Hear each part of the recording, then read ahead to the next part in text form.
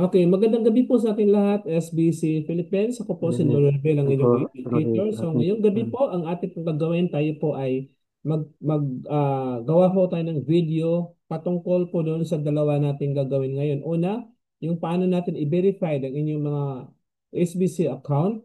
At pangalawa, paano po tayo mag-donate doon po sa ating private structural initiative funding. So, yan po yung ating gagawin ngayon. So, maraming salamat sa inyo lahat ng mga nandito. Okay, so ang una pa natin gagawin is paano po ba i-verified ang ating SPCO or KCBO? Okay, so how to verify? So, yung mga nandyan, first step. Una ninyong gawin, ang verification natin ay you can verify using your MetaMask wallet or Trust wallet. MetaMask or Trust Wallet. So meaning, kailangan meron kayo ng dalawa. Kung wala ho kayong Trust Wallet and MetaMask, download Trust Wallet and MetaMask. Okay, download nyo na sa inyong cellphone. So, let's say meron na kayo nito. So, ako po, ang akin is, ang ginamit ko pong verification is my MetaMask. So, ito yung step. First step, go to your dashboard of the KCBO. Bakit? Kasi po may kukunin ho tayo doong contract address para magamit dun sa verification process. So, unang step, punta ho kayo doon sa inyong KCBO. Okay, sir. Go to your KCBO at hanapin niyo po yung isang wallet address na gagamitin natin sa pag-verified. Ito, nandito lang ito sa dashboard. Dahan-dahan lang ho, hanapin niyo lang ho yan. SBFC Wild. Ito ho yun. Nakita niyo po yung WLDX or Wild token.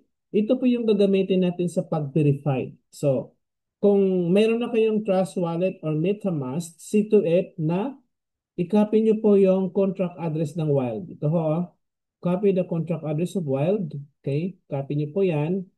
And then pag na-copy niyo na po yan, okay? Ilalagay niyo po yan doon sa inyong MetaMask or sa inyong Trust Wallet. So let's go to the MetaMask for example.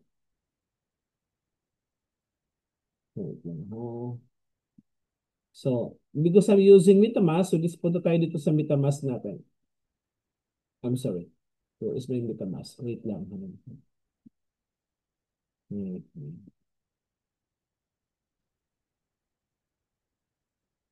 Okay, so share and go to my MetaMask wallet. So, ito na yun. So, ako ho, MetaMask po yung aking gamit ha. Ito yung MetaMask wallet. Okay, ano ko na lang muna. Yan. So, yun po yung MetaMask wallet. Nakita niyo na po. Or kung saan po kayo prepared, yung MetaMask or Trust wallet. Kung saan kayo mas mabilis gumamit. So, if you have already Trust wallet or MetaMask, mamimili ho kayo doon. So, let's say nasa MetaMask kayo or Trust wallet, ang gagawin niyo po ay, wait. Okay, so, this is it, no? MetaMask. Ito yung pinaka-dashboard ng MetaMask. Scroll down niyo po, and then,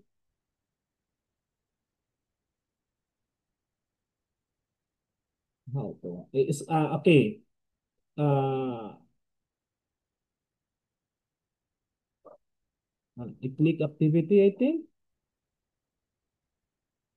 Ano no, not activity. Wait lang ha, wait lang talaga.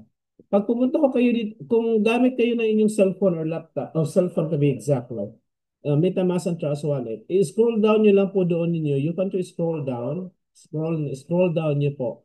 Makikita doon yun yung pang manage crypto sa pinakadolo. And I think it's the same in MetaMask, no? Hindi ko siya makita dito.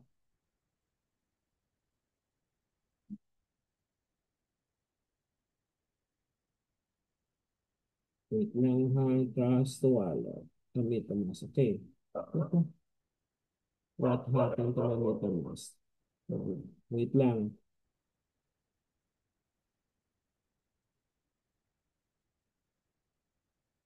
Okay, so token, ito po yon. So dito siya, Usually sa dulo, pinakadulo, pero hindi ko alam bakit hindi siya makita dyan. Okay. Sense of so, so like what I said kasi na iba talaga yung ano. Okay. So kung trust wallet mga kaibigan ang gagawin niyo po, basta hanapin niyo po yung nakalagay na kung paano niyo po i-add sa trust wallet o sa MetaMask. So, halimbawa ako, hindi ko na kailangan ilagay yung wild kasi ayun, nakita niyo na po, di ba may wild na sa akin.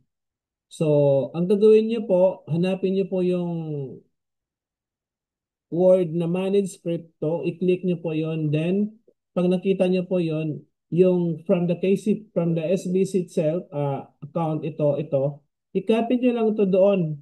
No? I-copy nyo lang po para lalabas po yan. Di ba? Lalabas po yan dun sa ating mga wallet. Now, kapag nandun na yan sa mga wallet natin, ang mangyari po dito, ayan, katulad na may wild na siya, wala akong kaagad, hindi mo na ito kaagad magkaroon ng laman. No? Mag-ano lang yan, hihintay nyo lang po. Okay, so, assuming na ilagay nyo na po sa inyong mga Trust Wallet or MetaMask yung wild, yan ang importante, mailagay nyo na po yan. Pag nandoon na po yan, that is the process of to how to verify your inyong KCBO. So, second step, nailagay na, di ba? So, okay, second step of verification, again, go to your KCBO, KCBO, sa dashboard, ayun o, makikita pa rin sa dashboard. Wala ko yung ibang gagalawin kundi only dashboard. Ayun o, dito lang po.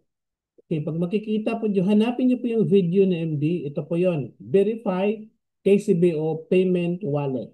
Kita nyo po. Yan po. Itong video na to. So, yun ang kailangan yung pipindutin. No. Ulitin ko po, nasa dashboard lang. So, pindutin nyo to. Pag napindot nyo na po yan, okay. So, yan ang hitsura niyan. No? Pag napindot nyo po yun. Ilagay niyo po dito yung inyong verified, yung inyong wallet address. So if you're using Entrust Wallet or MetaMask, okay. Okay, going back to the since MetaMask po ako. Okay, MetaMask po ako. So nakita niyo po itong parang eye sa gilid, itong mata na to, or itong receiving. Usually receive. So Trust or MetaMask, go to receive, click niyo po yung receive.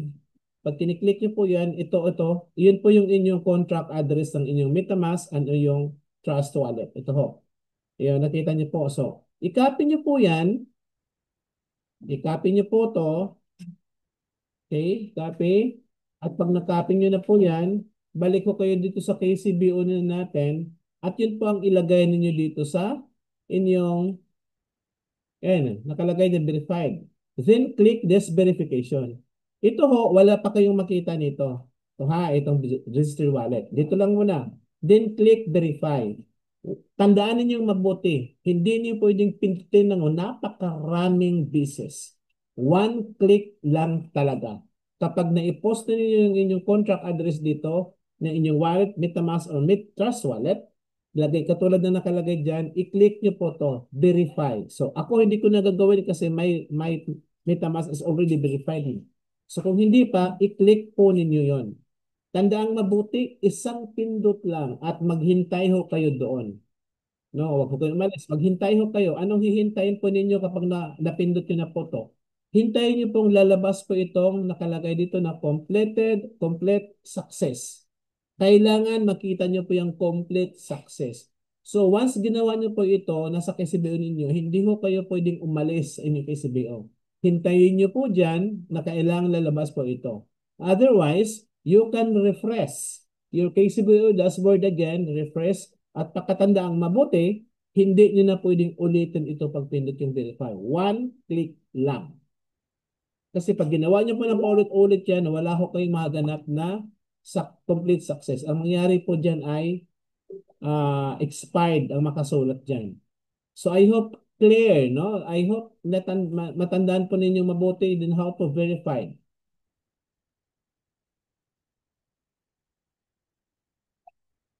Di ba? Kalagay na po dyan. Okay. So kapag nagawa nyo na po yan, pag nagawa na ho ninyo ito, yung ganitong sit up, of course, balik uli, this is the third spot, third time. Balik uli kayo dito sa inyong MetaMask o inyong Trust Wallet. And then you have to check kung yung wild ay may laman na. Ito yon, may laman na siya. So kung magkaroon na siya ng laman, i-click nyo lang yan, wild, and then go to the send, di ba? Tapos, ang gagawin niyo po, oh my God, nawala na ako doon. Ang gagawin niyo po dyan to send is, i-copy niyo po dito yung, yeah, public address ninyo, yung inyong yung inyong tawag nito, yung inyong address of your account, ilagay niyo po doon kasi kumbaga maglalagay ng kusa itong itong wild diyan eh. No, kailangan magkalaman siya. No, I'm sorry. Okay. I'm so sorry. Balik natin ha. Ibig sabihin, nalito ako. Kapag may laman na ang inyong wild, may laman na, no? Ang next na pwede niyong gawin, you can going back again dito sa inyong PCBO. Okay. Then when you click verify, pag kiniklik niyo po itong verify, invalid blockchain address. Pag kiniklik niyo po yung verify, di ba? One click lang siya. Pag kiniklik niyo po yun, may lalabas po doon na contract address again, copy to, basta mayroon nakalagay doon, at saka yung amount. Hindi ko makikita dito kasi, again, I'm already verified. Meron kayong makitang contract address doon, and then amount, yung contract address na yon, boto, i-copy ninyo, at dito nyo ilalagay sa inyong MetaMask. Di ba? Dito. Or inyong Trust Wallet. Diyan nyo po ilagay. And then, back again. Huwag kayong umalis doon. Back again sa KCBO, wala kayong pipindutin doon. Yung amount, may amount doon 0 point something something. I-copy nyo po yung amount na yon. And then going back to dito, MetaMask or Trust Wallet. And of course, you have to continue. I-click nyo po yung continue, ilagay nyo pong amount, and then submit. Diba? So, ibig sabihin, yung that's the way na ma-verified na kayo. So makita po dito sa inyo yung account niyo na yun, complete success. Kapag ginawa niyo yung proseso na yun, ha?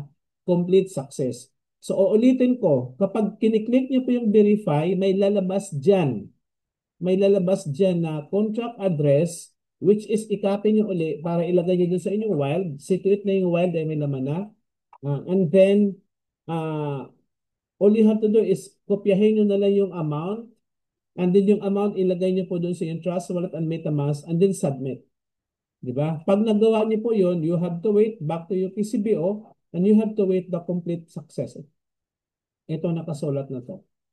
Now, the case kung nagkamali ho kayo, huwag nyo na hong ulitin. Ha? Huwag nyo na hong ulitin. Kasi kung nagkamali po kayo sa procedures, you have to wait another 24 hours. My advice is you contact kayo sa mga members natin na marunong na to how to verify. No? Wag niyong pindutin yung verify ng maraming business kasi napakadaming lalabas doon na expired. And then kapag ginawa niyo po yan, hindi na kayo makapag-verify as long as nandoon yung expired na nakasulat dyan. No? Kailangan nyo pang i-help this para i-reset. So, tandaang mabuti, one click lang po ang gagamitin sa verified. One click and may lalabas na doon na procedures. No, guidelines, ika nga, kung paano kayo magbabayad through Wild. No?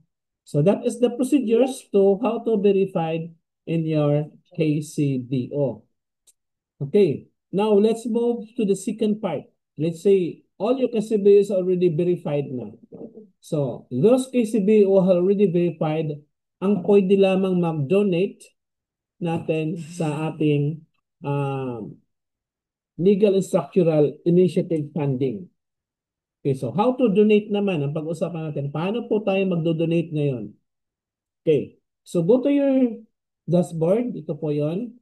Hanapin niyo kung using your cell phone, always go to the right side upper. May tatlong line doon. I-click niyo po yung tatlong line para labas yung mga menu. Ilalabas itong mga menu nito. Okay. And then hanapin niyo po yung where is that? Legal funding. Ayun o, legal funding. Then click the donate of the legal fund. So that is the procedure. Mga kaibigan, tandaan niyo pong mabuti, ako po ay verified na using my MetaMask wallet. Okay. So that is the procedure now. So ito na ho yung SBC Private Legal and Secure Funding. I think maganda na basahin niyo po muna. SBC is raising funding to spread up and streamline of the legal process in order to launch on the earliest time possible. We required on initial fundraising up to $15,000. You're welcome to assess in the process. It is not required of any member to donate. However, if you do, an SBC coin reward will be issued. Funds will come from the subscription fee as they are available, but your donation is greatly appreciated. No? So, dito po yung ating binabayad sa ating subscription fee na supposed to be mapupunta doon na gamitin sa pagbayad natin sa ating legal and structural, it's not enough. No? Kaya tayo nagkaroon ng donation process. You may donate any amount of the USDT to the fund. So yung sinasabing any amount, this is the minimum of 10 USDT simply because if you donate 10 USDT, you can receive another 1,000 of SBC. Below 10, wala ko kayong ma-receive na reward. So minimum is 10 USDT. Okay, so scroll down niyo po, makikita niyo, basahin niyo po itong mga structural na to. Ito yung guides, ito yung details kung how to donate. And then, of course, nakalagay dyan, verify your payment wallet. So, kung hindi pa nga verified, so pwede nyo itong i-click. But kanina, diniscuss natin how to verify. Okay, dolo. Idolo nyo po. Pinakadulo niyan sa inyo ay ito hong dito. Ayan, yan ang pinakadulo. I understand any amount. Di ba? And then, click this by clicking. I-click nyo po yung maliit na to. By clicking. Okay. Now, normally, yan ho yung lalabas. Okay, yan po yung lalabas. So, ang gagawin niyo po, ito po yung contract address na to na nandiyan nakasulat na. Ito po yung ating gagamitin. I-copy niyo po ito. Copy paste po ninyo. Okay? Kasi dito po natin ipapasok yung ating mga idodonate. Then, dadalhin niyo po yan sa inyong kung saan ginagamit ang inyong mga wallet to verified. Trust or MetaMask. So, since I'm using MetaMask wallet, so dalhin natin, let's move to the MetaMask wallet. Okay? MetaMask tayo. Ulitin natin. Okay. This is the MetaMask wallet ko. Now, click USDT. I have 16 na lang kasi kapag magbubukas ka lagi may gas fee dito. But anyway, 16. Okay? So, click USDT and then click send. You know? Send. So, ganun din sa inyo. If you're using Trust Wallet, click USDT and then click send. Okay, so send na. So, nandoon nakalagay yung amount. Ilagay niyo po doon yung contract address. Yung kinapi natin na contract address galing doon sa dashboard natin, ipipaste niyo po dito sa to. So, the same din yan. This is my MetaMask. The same din po yan din sa Trust Wallet ninyo. I-copy niyo po dyan. So, nakakopy na. Ayan po. And then, lalabas dito yung amount. Magkano ang idodonate mo? And then, type 10. Diba? Kasi 10 ang i-donate natin. And then, continue. Okay? And then, confirm. So, ganun lang din doon yun sa Trust Wallet. Ganun lang din ang gamit.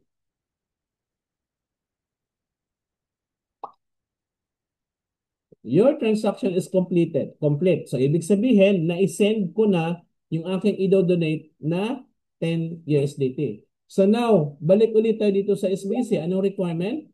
Diba? Nakalagay po dito, your verified wallet address. So, meaning, balik ulit ako sa MetaMask ko. Okay, mamaya ko na yan dashboard. Okay. Yan. Oh, wait. MetaMask. Laki akong view activity, no? Okay, sandali mo na. So, ito yung confirm. Ito yung confirm. So, nandoon na ako sa kanilang muna. Okay. I-click ko yung word confirm and then How do I get my copy transaction ID? Ayun po. Copy the transaction has. Confirm. I-click ko po yan. Copy. I think that's it. And then, doon po sa Trust Wallet, iba yung procedures ha. And then back to your KCBO. And then dito nyo po ilalagay sa enter transaction ID. Kung ano man yon. Ayan po, nakapy na. Now, balikan ko dito. Your verified wallet address. So going back to MetaMask again, para kunin ko yung aking verified wallet address. So okay, click and then refresh. Why? Hindi ko ma-refresh. I'm sorry, token. Okay, click the token. So, and then nakita nyo po yung receive. Yan na po yun, iba. Ito na yung dashboard ng aking MetaMask. Receive. I-click nyo po yung receive. Copy my contract address. I-copy nyo po yung contract address. Makikita nyo po yan dyan. And then, i-copy nyo po. Going back to your SBC. Yan. Ilagay nyo po dito, yun, oh. You verified. Okay. So, 7DA. Nagawa ko na, nalagay ko na yung transaction hash, ang gagawin ko na lang, submit payment details. So, i-click ko po to. Ayan accepted. Okay, so tapos na. Nakapag-donate na ho ako. Once may accepted, okay, nakapag-donate na po ako. Okay? Ayan na, tapos na ho. So, nakapag-donate ako. So, ako ho, pwede ako mag-donate ng any times, ng how many times kung if I have an, let amount. Diba? So, pumasok na ho yan doon. Makikita ng system yon na ako po ay nagdo-donate na. No? Probably, yan ay makikita dito sa reward system natin sa history or whatsoever. But if you go to the fund, wala ho dyan. But yun, nakapag-donate na ho tayo. Ganun lang yung paraan how to donate at kung paano mag-verified. Okay, so I hope clear. Siguro ang ma-advise ko lang sa lahat ng mga ating manonood ngayon dito sa ating komunidad, you can review, watch paulit-ulit itong video ito para masundan nyo po yung ginagawa natin ng how to verify your KCBO and how to donate. Yung verification process, ulitin ko po, dalawang klase. You can use your Trust Wallet or you can use your MetaMask wallet. So it depends. No? Magkaiba yung hitsura sa laptop and doon sa cellphone. So, yung ginawa po natin, that is the procedures ngayon. And since kailangan na yung ating donation price ay makagawa po natin as early as we can bago magtapos tong taon na to. So, that's my advice na kailangan talaga you can verify first your wallet and then go to the donation process. Okay, so yan po mga kaibigan. Magtapos na po at maraming salamat sa inyo. If you have questions, i-end mo na tayong recording.